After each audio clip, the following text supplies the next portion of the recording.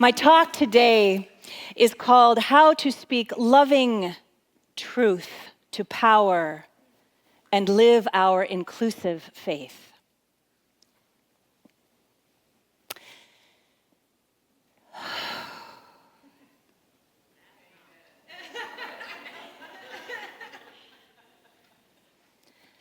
From the Washington Cathedral at the presidential inaugural prayer service on January 21st, 2025 of this week, looking directly at him, Bishop Marian Edgar Budde said this: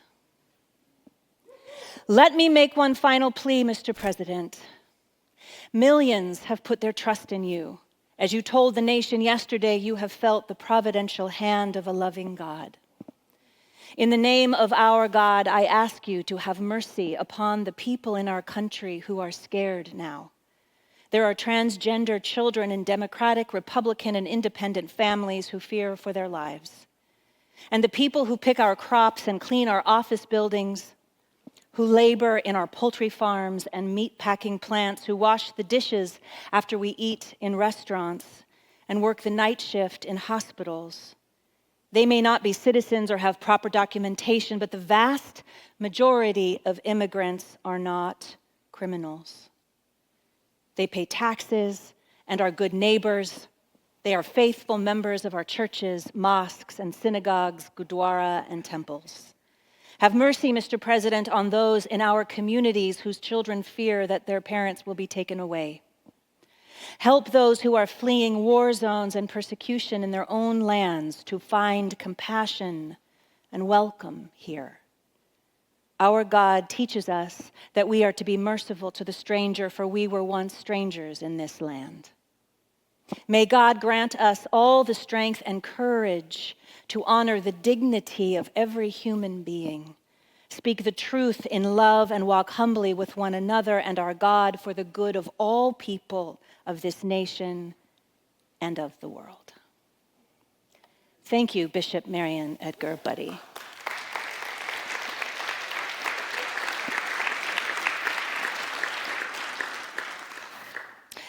Later, a journalist was interviewing her and said something to the effect of, to her, "Bishop Budde, I know you're very used to speaking publicly, and you probably weren't nervous at all, but what was it like to speak that level of truth to power? What was it like to say those words directly to the president and vice president?" And she humbly responded that she's always nervous before she steps into a pulpit because it is such a huge responsibility. I guarantee you every clergy member around the world who heard that went, "Yes."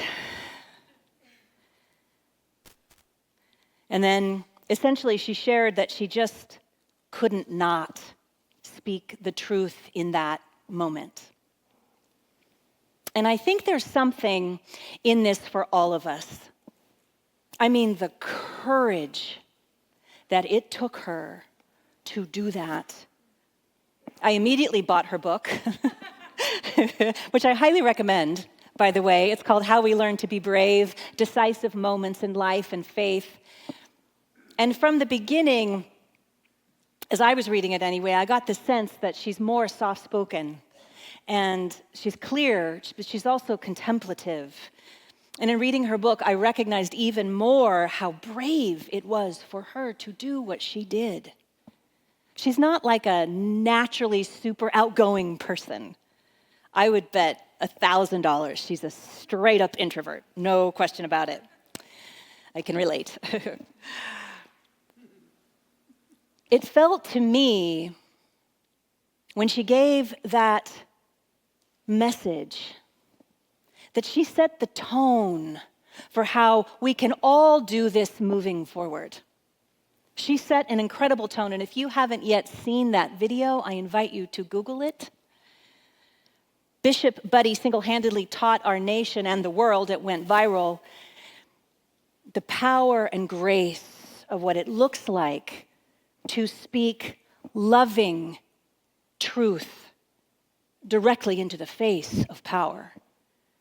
And I believe that this is why it touched such a nerve in our nation. We know truth when we hear it, all of us. It doesn't matter your religious faith or not religious faith. We know truth when we hear it. We witnessed firsthand spirit-led social action. We witnessed a playbook on how we as a people of faith, we as spiritual beings here during this time on this planet can move forward in this era that we have found ourselves in. She reminded me how much courage it takes to speak loving truth to power, how deeply vulnerable that really is, and how incredibly effective it is as well. The word courage comes from the Latin cor, which means heart. So the whole concept of courage is essentially directly linked to the strength at the center of us. True courage requires that we engage our heart, or that place where love within us lives. True courage, not performative behavior, but true courage, as we saw from Bishop Buddy, is necessary for the change I know we all wish to see. After she spoke so courageously, clearly from her heart, she created the safety, the spaciousness, and the permission for others to agree with her and speak up, and they did. There were those who were deeply uncomfortable with it. Did it touch a nerve, maybe? Again, we know truth when we hear it. The author and artist, Marianne Radmacher, wrote, "Courage doesn't always roar. Sometimes courage is the quiet voice at the end of the day saying, 'I will try again tomorrow.'" Sometimes courage is the quiet voice at the end of the day saying, "I will try tomorrow." So my question for you this week is, what can you do to step into your authentic courage, the courage that comes from the heart? Where can you lovingly speak truth to power in your own life, even if it is to yourself?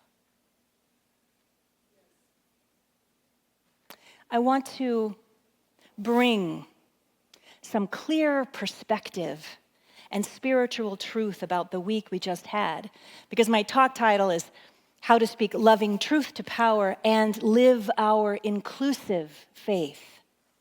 So that second part, how do we live our inclusive faith in the midst of all of this? There was an executive order for mass deportations of innocent people who came here in search of a safer, better life for themselves and their family. That happened this week. The spiritual response and loving truth can be found in the Hebrew Bible, where it says, "When a foreigner resides among you in your land, do not mistreat them. The foreigner residing among you must be treated as your native born. Love them as yourself." This week, there was an executive order that the U.S. will now only officially recognize two genders. It is laughable. It is laughable. The spiritual response and the loving truth comes from centuries, and in some cases, millennia, this is why it is laughable, of cultures across time that honor multiple genders and all their expressions. In ancient Mesopotamian culture, there were clear references to non-binary individuals who incidentally often held very specific roles in religious and ceremonial context. They were raised as being spiritual beings. The Hijra in India, Pakistan, and Bangladesh, the Mushe in Mexico, the Bugis in Indonesia, the Fa'afafina in Samoa, the Two-Spirit in indigenous cultures of North America, the Mahu from the indigenous Hawaiian culture, the Bakla from the Philippines, the Katoi in Thailand, the sister girls and brother boys from indigenous Australian cultures. Even Plato himself in ancient Greece explored the concepts of gender fluidity and had philosophical conversations as such.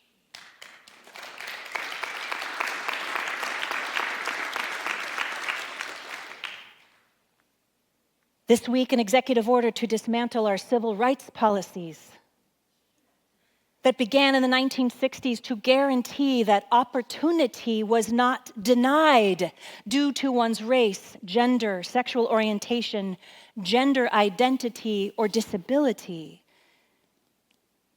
The United States was also removed from the World Health Organization and once again from the Paris Accord. What is the spiritual response and loving truth to this? There are more than I can count. We will never give up. There are more than I can count. From the ancient Hindu scripture in the Bhagavad Gita, it says, I am equally present in all beings. From Sikhism in the Guru Granth Sahib, it says, all beings and creatures are divine. God belongs to all. This is ancient wisdom. From the Baha'i faith, it says, the unity of humanity is the primary teaching, and the unity of humanity must be achieved. From the Christian tradition, Jesus says, love one another as I have loved you. And from New Thought, Ernest Holmes wrote, the highest form of love is to love without condition. And the greatest freedom is to express your true self without fear. Okay, Susie. So, the second spiritual principle I want to bring to us today is balance. Remembering to bring balance to all that we are experiencing. So while this was a painful week in so many ways, I want you to know there was also joy. We must bring balance into this, or we're not gonna do very well. So in addition to all those things that happened this week, guess what? Thailand became the first place in Southeast Asia to legalize gay marriage. Thailand. The data is in. We learned that for the very first time in the EU, in the year 2024, solar power surpassed coal as a source of energy and became the EU's fastest growing power source, helping overall fossil fuel power to drop to historic lows in that country. This is incredible news for all of us. Hello, the fires we just had in Los Angeles. This is good. This is balanced. You see the balance? And I read this week, speaking of the fires in Los Angeles, a place very dear to my own heart. I was just in Pasadena at Christmas. In the Eaton fire in Altadena, everything was on fire. And a group of off-duty bus drivers ran and got their buses and drove into the flames, into the fire, towards the fire, into the smoke. And they rescued over 500 seniors from a senior center there. Good people. Do you see what I'm doing here? We have to name what's happening. We cannot bury our heads in the sand. At the same time, we can celebrate the good and the goodness. I know with everything that I am, there is more good in this world than not. That is the spiritual truth. Yes, amen, yes. And let us know that together. Are you with me? So while all this is happening, to create that balance within us, to allow the terra firma, the ground that we walk on, to be steady, please, please, please affirm the good, look for the good, see the good. That is a powerful spiritual practice. The New Thought teacher to so many of us, Louise Hay, wrote, when we create harmony in our minds and hearts, we will find it in our lives. The inner creates the outer. When we create harmony in our minds and in our hearts, we will find it in our lives. The inner creates the outer. Again, it doesn't mean that we do not pay attention to what's happening. It means that we balance it, that we affirm and know that there is greater good than this. When we are in balance, we can better live our faith in the world because we're less stressed, we're less wound up, our edges are softer. When we are more equipped, we are able to respond as opposed to react. And when we are able to respond as opposed to reacting to everything that is happening, and it is a lot, when we are better able to respond, we can respond with love, and therefore we can participate in the peace process in the world right now. So I ask you, in order to participate in the peace process right now, what area of your own life can you bring more balance and more harmony? Consider this week even one action that you can take to create more balance in your life. What might that be for you?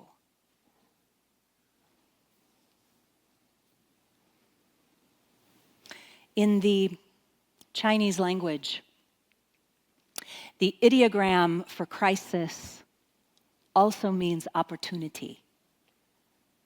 Talk about ancient wisdom. We have an opportunity in the midst of all of this to dig even more deeply into our spiritual teaching, to become even more clear about the divine in our life and the good in the world. In order to be the change we wish to see in the world, it behooves us to get really clear. Really clear. And I know because many of you are sharing with me, and thank you for giving me that honor, your fears about what's happening right now, your worries, your concerns, your feelings, the emotions that are coming up. And I'm right here with you. I'm right here with you. The good thing is that in spiritual community, this is the place where we gather to share and explore these things in a safe and nurturing way. As Helen read in the beautiful, beautiful, beautiful piece that began this service, we are going to need to lean into community right now. I know I am going to need to lean into this community. And so if you are here, bless you, if you are here in the sanctuary, you will notice in front of you or somewhere next to you, there are these index cards, like right in front of you, and a pen. And if you don't have one there, would you like one? Here you go. Dan, right here. Daniel and Ellie, and we'll get one for Billy. You're good, Billy? All right. If you need one, raise your hand, and our ushers are going to bring those by. Thank you so much. We've got some over here. Thank you. For those of you at home, this would be the time to take out that piece of paper and pen, or you can go to your computer or your laptop, or you may even type this right into the chat box. That's fine too. Does everybody have a writing implement? Okay, and raise your hand. We're good? Everybody's good? Great. Those of you at home, I trust you have what you need as well. One of the practices we have here, something that helps me a lot when I need to bring myself into balance, is to journal. I find that if I can write down my concerns, my fears, my worries, my feelings about anything, and if I can ask a question, maybe the question that is on my heart, it helps. It helps to dislodge any feelings of stuckness. So we're going to do a mini version of that, and this is going to serve a dual purpose. So I'm going to invite you now to, maybe, Brian, you could come up if you'd be so kind, play a little music for us that you do so beautifully. I want you to, and those of you at home, we're going to take a few minutes, and I'd like you to journal on one side of your card just how you're feeling, any emotions you may be having, and for those of you at home, maybe that's on one side of your paper. What are your feelings? What are your emotions? And on the other side of the paper, I'm going to invite you to please write a question. Or you might have more than one question. What question around anything that I've just spoken of is on your heart, is on your mind? What question do you have? Maybe about how we're going to move forward. Whatever it is, I'd like you to get it down on paper. Your feelings, and then any question that you might have. Let's just do that for now. Your feelings and your questions. What is on your heart right now? Those of you at home, you can write that or type it in.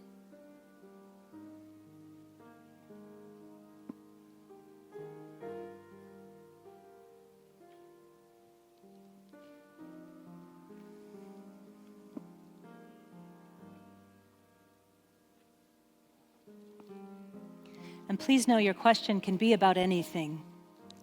It's not limited. Any question that's on your heart. And you don't have to put your name on it. I don't expect you to, unless you want to.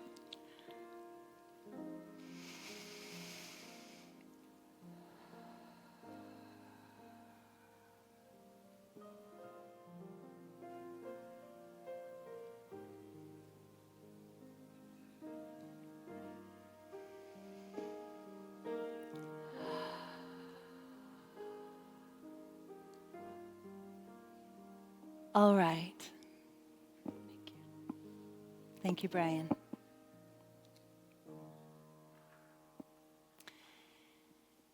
A little bit later, when we pass the basket, I'm going to ask that you place your card in the basket. Those of you online, if you wrote, you can take a picture of it, and I invite you to email that picture to office@newthoughtcsl.org, or you can certainly email your feelings, what's coming up for you, and your questions to office@newthoughtcsl.org. The reason I'm asking you to do this is next Sunday, we're going to have a very special service, because I want us in this community to feel the unity and to have our questions answered, to have our feelings and emotions spoken into this space. And so next Sunday, our ministerial intern practitioner, Shelley Walker, and I will have our conversation. I'm going to be looking at all of these responses throughout the week, and I'm going to sort of solidify them so that we can have the proper time to talk together. Does that sound good? Yeah, so that's what we're going to do. That's what we're going to do with this. So hang on to those for now, and we'll use them later. And I certainly will not, if you did put your name on it, I will not share that. You know, I wake up very, very early on Sunday mornings. The one day in the week I do this. I wake up before the sun comes up. And this morning I was outside with my cup of tea. And it was chilly and the air was crisp. It was beautiful. And I looked up and I saw the moon. But it was just a sliver. Is it the waning crescent phase? A sliver of moon. And it stopped me. It was so beautiful. It was gold, sort of in color, but it was just barely there. And I thought to myself, what is our world going to be when that's a full moon? What can our community be when that moon is full? Who will I be when that moon is full? We are always at choice. Mother Nature teaches us this, that we always have the ability to release the old, to step into the new. That new moon, they used to call it, and some people still do, call that waning crescent moon the old moon. So what is our new moon going to look like? The new moon within you. I invite you to create it from the place of courage and heart and balance and harmony and spiritual truth. Bless you, Catherine. and spiritual truth. We can always move into the fullness and the newness that awaits us. This is true of our world. Just like Bishop Buddy reminded us this week, we can create change in our world that brings new, authentic spirituality and grounded, healing conversations. So this week, I invite you to consider what you can do to step into your authentic courage. Where can you lovingly speak truth to power in your own life, even if it is to yourself? And what area of your life can you bring more balance and more harmony? Consider that this week. Even if you just take one action that will bring more balance into your life, do that. Do that. And finally, what old moon part of you is wanting to grow into something more full? What old moon part of you is wanting to come out and play in the midst of all of this, to experience joy in the midst of all of this, and to affirm the good in the midst of all of this? I invite you to consider that this week.